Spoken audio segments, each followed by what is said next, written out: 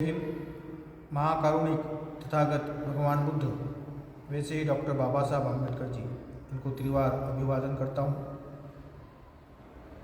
मैं भंते विनय थेरो इस साल का वर्षवास मैं इस महासंपूर्ण बुद्ध विहार वैसे डॉक्टर बाबा साहब अम्बेडकर रिसर्च सेंटर सोहंद पंजाब में कर रहा हूँ।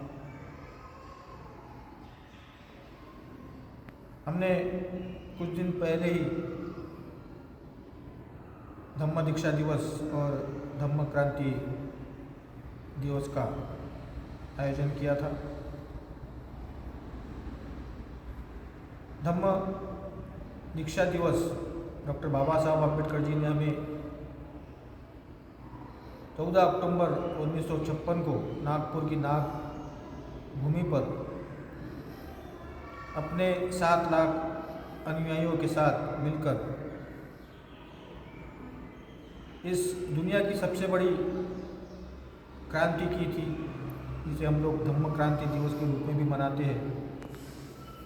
इस दिन डॉक्टर बाबा साहब अम्बेडकर जी ने हमें मनुवादियों के गुलामगिरी से मुक्त कर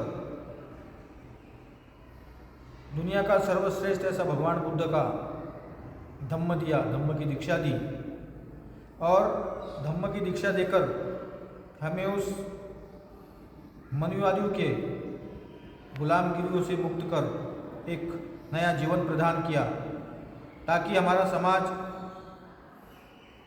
पढ़ लिख कर उन्नति कर सके, पढ़ लिख कर हम लोग अपनी तरक्की कर सके और इस देश की राजनीतिक में शासन करती जमात बने। और इसीलिए डॉक्टर बाबा साहब अम्बेडकर जी ने कहा था कि पढ़ो लिखो और संघर्ष करो,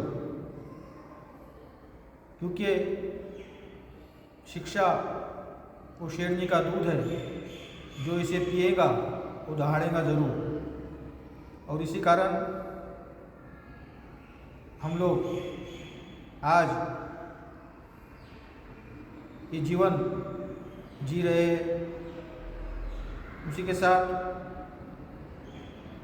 इस वर्षवास में मैं इस महासंपूर्ण बुद्ध विहार में उपस्थित हूँ।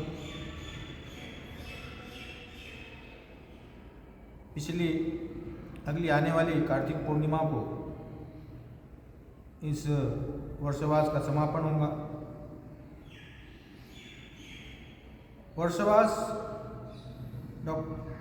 महाकारुणिक तथागत भगवान बुद्ध के काल से प्रारंभ हुआ था। हम लोग वर्षवास इसलिए भी मनाते हैं कि भगवान बुद्ध के काल में जहाँ कुछ आने जाने का साधन नहीं था, हजारों भिक्षु थे और बहुत बारिश होती थी। किसी भिक्षु के पास एक ही चीवर होता था और उन्हें इस गांव से उस गांव जाना पड़ता था पैदल पैदल। बारिश बहुत होती थी, रास्ते में सब पानी पानी होता था, रास्ते तो थे ही नहीं। किसी के खेत में से, किसी के आंगन में से होकर गुजरना पड़ता था और 24 घंटे अपने पैर पानी में होते थे, तो किसी भिक्षु के पैर सड़ जाते थे, किसी को बुखार आ जाता था, किसी के आंग पर एक ही चीवर रहने से काफ़ी दिनों तक वो चीवर गीला होता था, तो कई भिक्षुओं की मौत हो जाती थी। इसलिए भगवान बुद्ध ने फैसला किया कि इस वर्षकाल में सभी भिक्षु ने एक जगह रहकर, एक विहार में रहकर 3 महीने का वर्षवास करना चाहिए और इन 3 महीनों में अपने आप को परिशुद्ध करना चाहिए। जो भी कुछ कमियां भिक्षु में हैं, तो इन 3 महीने एक जगह पर रहकर अभ्यास करना चाहिए, धम्म का अभ्यास करना चाहिए और हमारे शरीर में जो भी कुछ अवगुण होंगे उसे नष्ट करना है। तो इसी कारण वर्षवास का प्रारंभ हुआ। 3 महीने भिक्षु किसी विहार में रहकर अपने आप को परिशुद्ध करता है। आजकल इस वर्षवास की परिभाषा थोड़ी बदल गई।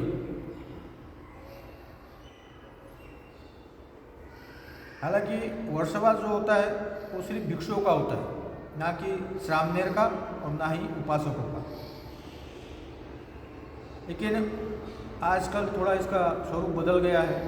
लोग वर्षवास में उपवास करने लग गए। कोई 10 दिन का उपवास रखता है, कोई 15 दिन का उपवास रखता है, कोई 30 दिन का उपवास रखता है। तो मैं आपको बताना चाहता हूँ कि किसी भी धम्म ग्रंथ में उपवास नाम की कोई चीज़ कहीं पर भी आपको लिखी नहीं मिली। उपवास धम्म में है ही नहीं। भगवान बुद्ध ने कभी नहीं कहा कि आप उपवास कीजिए। भगवान बुद्ध ने कहा था कि हमें उपोषित व्रत रखना चाहिए, जो कि महीने में 4 आते हैं, एक अमावस, एक पूर्णिमा और 2 अष्टमी। जनरली हम लोग पंचशील का आचरण करते हैं, तो इस दिन हमें अष्टशील का आचरण करना होगा। मैं हिंसा नहीं करूँगा, मैं चोरी नहीं करूँगा, मैं एक दिन का ब्रह्मचर्य का पालन करूँगा, मैं झूठ नहीं बोलूँगा, मैं मादक पदार्थों का सेवन नहीं करूँगा, मैं 12 से पहले भोजन ग्रहण करूँगा, 12 बजे के बाद आपको किसी प्रकार का भोजन ग्रहण नहीं कर सकते। और 7वां शील है कि मैं उस दिन किसी भी प्रकार का मेकअप नहीं करूँगा, सादा रहूँगा, सोने चांदी के बर्तन ग्रहण नहीं करूँगा, गहने ग्रहण नहीं करूँगा या करूँगी। और 8वां शील है उच्च शयना महाशयना वेरमणि सिक्कापदं समाधिया। उस दिन मैं किसी भी प्रकार की उच्च ग्रहण नहीं करूँगा, उच्च शैया ग्रहण नहीं करूँगा। तो इस प्रकार के 8 शील हमें महीने में 4 दिन करने होते हैं। आप वर्षवास में भी कर सकते हो, लेकिन जो 10 दिन का, 15 दिन का या 30 दिन का उपवास हम लोग रखते हैं, ये नहीं रखना चाहिए। उपोषण व्रत करना चाहिए। महीने में 4 आप के लिए दिए हैं, वो 4 उपोषण हमें करना चाहिए इस वर्षवास में। और बाबा साहब ने जो ग्रंथ लिखे हैं उसका अध्ययन करना चाहिए। भिक्षु का कर्तव्य होता है कि जो भिक्षु एक विहार में रहता है वो अपने उपासकों को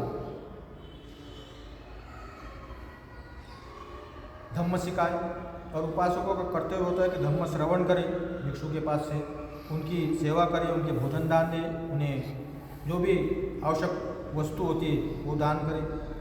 इस प्रकार से वर्षवास का प्रारंभ हुआ और आश्विन पूर्णिमा को इस वर्षवास का समापन होता है।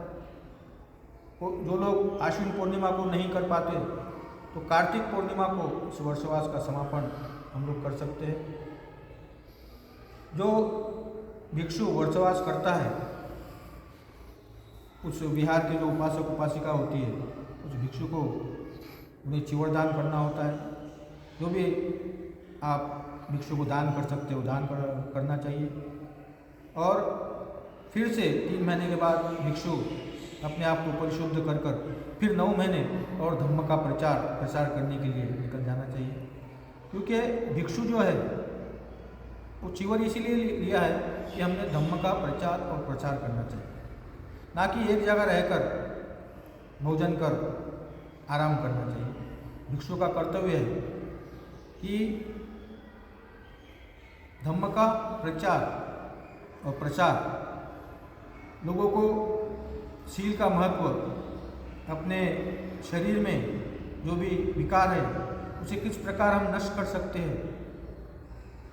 हमारे शरीर में लोभ है, द्वेष है, अहंकार है, मत्सर है, आलस है, इन सभी विकारों को मनुष्य किस प्रकार निकाल सकता है, नष्ट कर सकता है।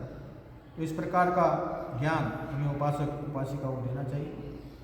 आज के इस अवसर पर मैं आप सभी बौद्ध उपासक उपासिकाओं के लिए मंगल कामना करता हूँ आप इसी प्रकार धम्म का आचरण करें, शीलों का पालन करें, ताकि हम दुख मुक्त होकर एक नए जीवन की शुरुआत कर सकें। हम शील का आचरण कर धम्म की राह पर चलकर अपने आप को परिशुद्ध करें, अपने परिवार को परिशुद्ध करें, अपने गांव को परिशुद्ध करें और सभी का कल्याण करें। भवतु सब मंगलम, भवतु सब मंगलम, भवतु सब मंगलम। साधु।